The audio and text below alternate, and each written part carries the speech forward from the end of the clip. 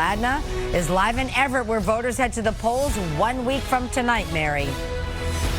That's right, Maria. And the challenger said he's trying to give voters a legitimate alternative. The incumbent says it's just politics as usual.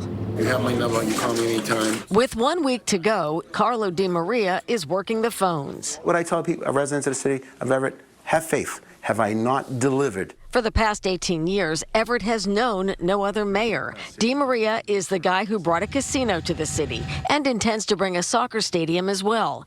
He's also the guy who's drawn protests to City Hall.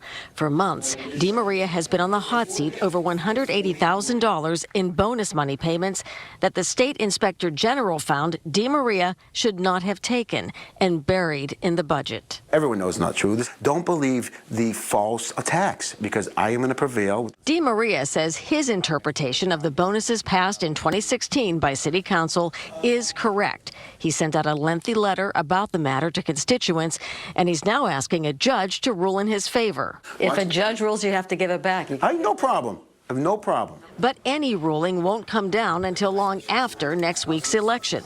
So now, one of the 10 city councilors who voted no confidence in DiMaria is hoping to unseat him. I want to restore trust. I want to restore transparency. I want to restore accountability. Robert Van Kampen, a labor and municipal attorney and a longtime public servant, says going door to door has convinced him voters want change. I also want to address some of the big issues that this administration has failed to address.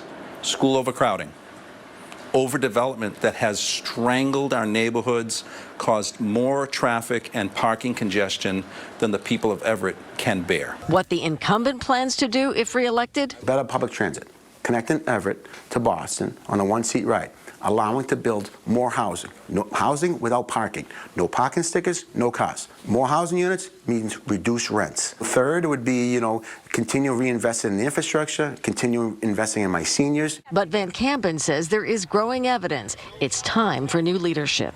If there is anything that a government must have, it is the trust of the people. And once the trust is broken, the government can't function.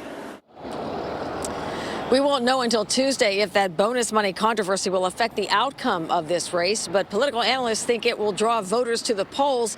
Both of these men think they're going to win.